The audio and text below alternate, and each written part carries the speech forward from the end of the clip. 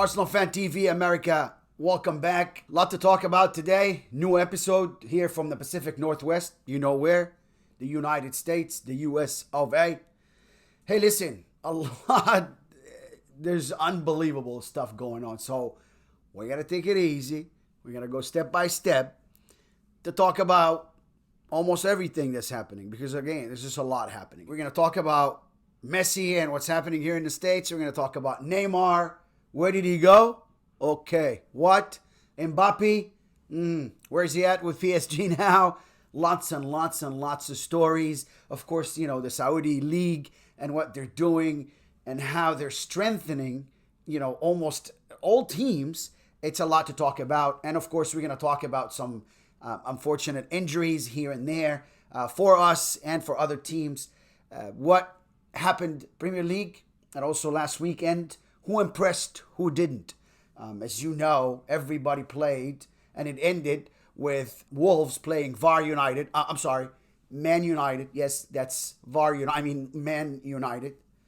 Was Alex Ferguson sitting up there with the VAR guys? I mean, I don't know what was going on, but, you know, we're not going to mention the refs' names. It is what it is. But that ref, go look him up, and his whole entire crew, that, you know, organized crew, the VAR crew upstairs, are not going to be reffing the next weekend.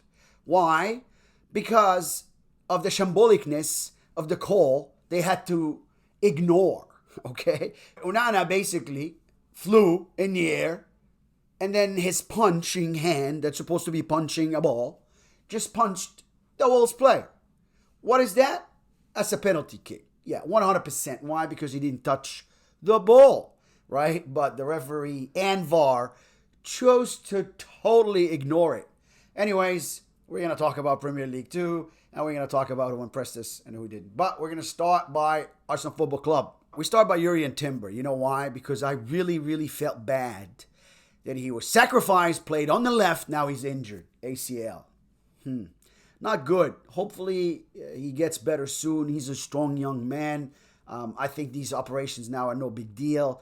Hopefully he comes back very, very strong, very, very soon. I know he will come back strong because he is a very, very strong-spirited young man. And I know that this is going to happen, but hopefully it happens very, very soon. And our hearts and thoughts and prayers with you, Jurrien Timber. On the other side of town, also, we're talking about injury. We're going to come back to Arsenal real quick. You know, Kevin De Bruyne. Now, we don't want anybody to be injured, but he sustained also a hamstring injury, and he also will be out for about 4 months. You know, you go to Real Madrid, Thibaut Courtois, ACL, he's out, and also Militao is out. Arda, the new kid from, Fenerbahce, the Turkish kid, the Turkish wonder kid that just joined Real Madrid, everybody's talking about him too. Lots of injuries. You know, you ask me, why do you think? Listen, fitness it's a double-edged sword. You know, you can't be overfit, you can't overcommit, but you always have to be strong. Fitness is everything. If you're fit, I think in my eyes, you could be able to escape these sort of challenges. But anyways, Militao got hurt because of the field. You know, the field was really bad. The Real Madrid defender, the Brazilian, also same thing, knee injury. So hopefully everyone feels better soon. Go back to Arsenal. I'm going to compare us real quick with every other team that played with the Premier League so we can talk about that. You know, we played okay. We played like mid-table team. We played like someone that's not challenging or want to challenge for the Premier League. I'm just being honest. And this is after me talking also with lots of people. Lots of people, lots of opinions, reading about, fans here and there, everywhere in the world, not just in the United States. Arsenal were just mediocre, right? Why? You go to a team like Wolves that played Man United on Monday. Oh my God. Fluent football. You're talking about these guys are really executing the game plan. And these guys are very fit. Because some game plans requires from you to be very fit to execute them. Now, as a manager, I'm the only one who's aware of the fitness of my players. And therefore, I have to come up with something that suits them. Not put them in a situation, if they're not fit, to execute something that requires a lot of fitness. But here's the Wolves manager. Very impressive. Teams that impressed me over the weekend. Wolves. Number one team that impressed me. Yes, they lost because of VAR and the mistake, and they were unlucky. But hey, played a great game. I usually don't, watch the whole entire game for Man United, but Wolves made me watch that game, and they were great on the day. Teams that are also impressed, Newcastle United. They won 5-1, and they beat Aston Villa and Unai Emery's men, which weren't bad on the day. They were just unlucky. And by God, Newcastle United utilized every single chance or opportunity they got. They maximized, they scored. Great team performance by them. City were good on the day, but they played Burnley, right? They scored right away. They were strong. And that tells me, still City's City. City's going to go on and stay strong and still go. And now they have Kovacic. If De Bruyne is hurt, replacement is there right away. Vincent Kompany, which was just playing with Pep Guardiola 2 years ago or 3 years ago or so, winning the Premier League, now comes back in front of him as the Burnley's manager. Hey, listen, the whole entire Burnley team over the years, and Burnley is not a team from yesterday, spent about 380 million on the whole entire team, squad, players, winning out the whole nine. That's what Man City's backline cost today. They're just the back line, the back four. Yes. So you could see the significant difference in players and all that. There's, lots of teams that did good. Brighton didn't do too bad, believe it or not. Anyways, we go back to Arsenal. I did not think that, again, we played well. I don't think that we showed our potential.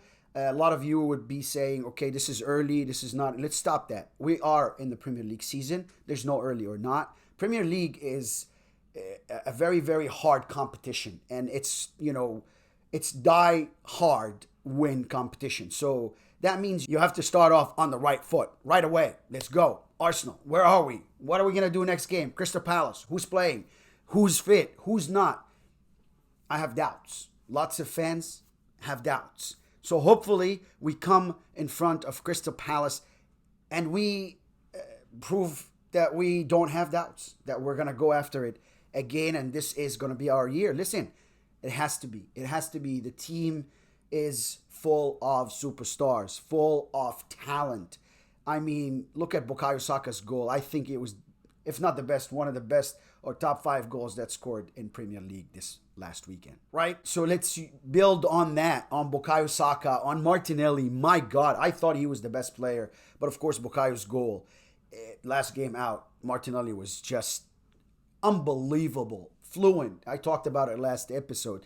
But Bukayo Saka is at the right place. He's executing. Martinelli's at the right place. He's a winger. He likes to come in. He's executing. Even Eddie Nketiah. But the rest, can we change that, right back coming up, playing now 3-6-1? We played 3-1-3-3 last game. A very awkward almost formation. And I understand the vision about it and behind it. And listen, it's credit to whomever is trying to come up with those, plans. However, executing them requires a certain amount of fitness.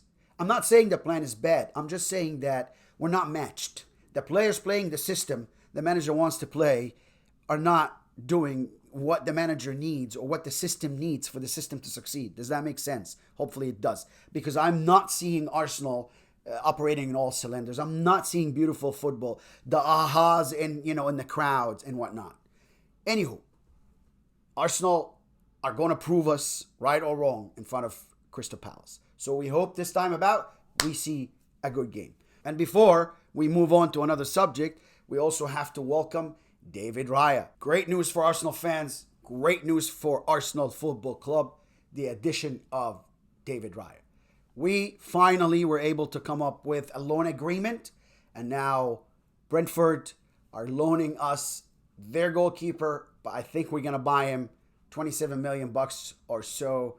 Reports saying that Tottenham had put in a £40 million bid for David Raya. That prefers Arsenal, obviously, and Brentford actually prefer to do business with Arsenal, obviously. So he is our goalkeeper. He is an Arsenal goalkeeper. And welcome, David Raya. I think he's going to do great. Very intelligent young man. Great on the ball. And you know very well today's football requires a great goalkeeper to have great footwork and to be almost an extra player. So welcome to David Raya. And now talking about transfers, of course, the biggest transfer news in the world right now, a bit bigger than David Raya's, is Neymar. Neymar is now officially a Hilal player. Yes, you heard it correct. He signed for Al Hilal from Saudi Arabia. And of course, as we know, the Saudis are attracting tremendous amount of footballers. I mean, every single day you see a new name. You see coaches like Stevie Gerrard managing teams like Al Ittifaq, beating Cristiano Ronaldo's team. Cristiano didn't play. Beating Mane, which captained the team for Al Nassr on that day, beating him 2-1 on their Premier League debut. Yes, Al Ittifaq and Steven Gerrard first day. So we see a lot, and Henderson now is captaining Al Ittifaq. You tune in, and it's like almost familiar faces that used to play in the Premier League now playing, or top 5 leagues in Europe now playing in Saudi. And good for them, good for for the Saudi Arabia, creating that sort of atmosphere for players to go to and enjoy and make money. Hey, listen, it's a wonderful thing, and it's a win-win-win situation. Neymar now is going to be there for 2 years. Some lucrative amount of money he's getting paid, anywhere between 200 and 250 million euros as just a base salary. Of course, you have to understand, these guys don't just get salaries. Once you get there, private jet for Neymar.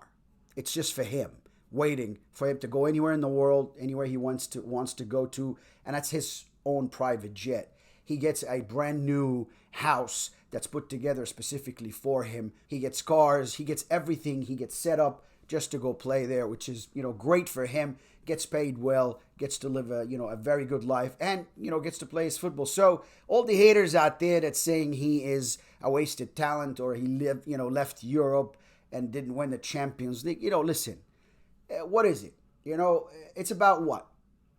It's about playing the game and making some money and securing your future.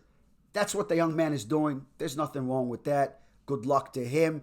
On the other end of the world, or on this other side of the world, competition, of course, is from Messi here at MLS.